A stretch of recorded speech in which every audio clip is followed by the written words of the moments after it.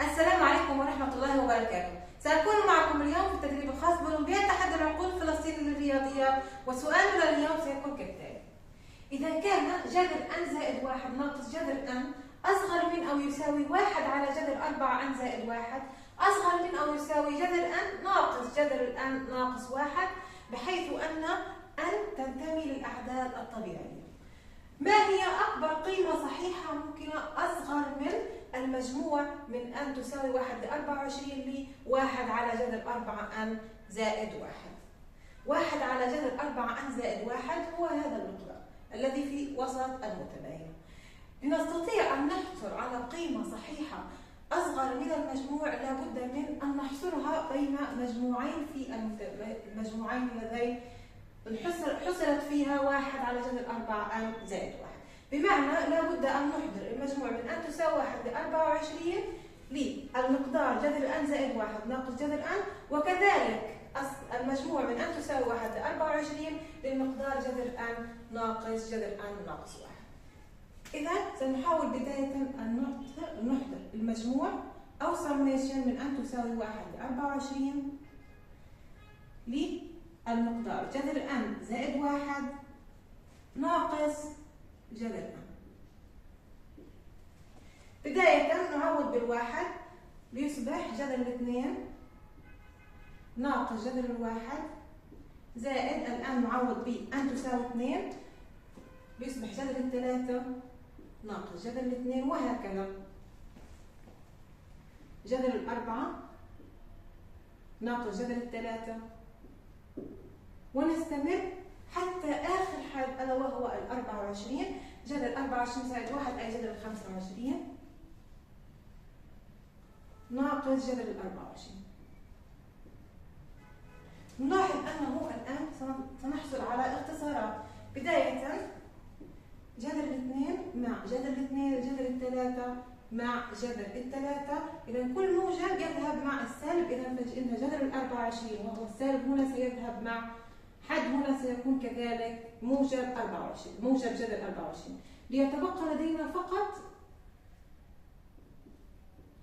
جذر ال 25 من هنا ومن هنا سالب جذر الواحد، وهو يساوي جذر ال 25 ناقص جذر الواحد أي 5 ناقص 1 أي 4، وبالتالي فإن مجموع هذا المقدار يساوي 4. بنفس الطريقة سنحضر المجموع من n تساوي 1 ل 24 للمقدار الآخر. مجموع أو سميشن من n تساوي 1 ل 24 لجذر الn ناقص جذر الn ناقص 1. نعوض بداية بالواحد حتى ال 24. جذر الواحد ناقص جذر الصفر زائد الآن نعوض باثنين جذر الاثنين ناقص جذر الواحد، ثم بالثلاثة جذر الثلاثة ناقص جذر الاثنين، وهكذا نهاية حتى المقدار حتى الحد الرابع والعشرين نعوض جذر 24 ناقص جذر 23.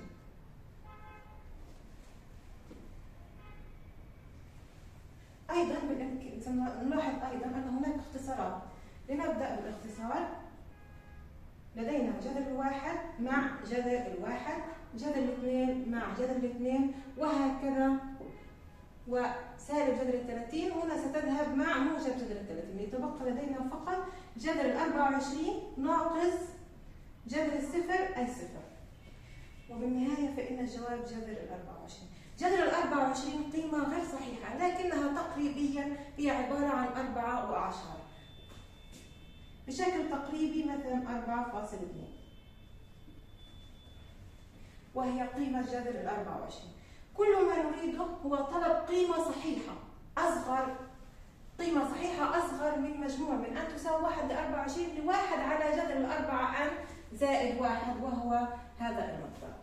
عندما أخذنا سميشن لجميع أطراف المعادلة أصبح سميشن المجموع الذي نريده محصور ما بين الأربعة والأربعة واثنين، وبالتالي فإن العدد الصحيح الوحيد المحصور هو فقط الأربعة، وبالتالي فإن جواب سؤالنا هو الأربعة. إذا أصغر قيمة صحيحة أصغر من المجموع اللي هي summation من n تساوي 1 حتى 24 للمقدار 1 على جذر 4n زائد 1 هي القيمة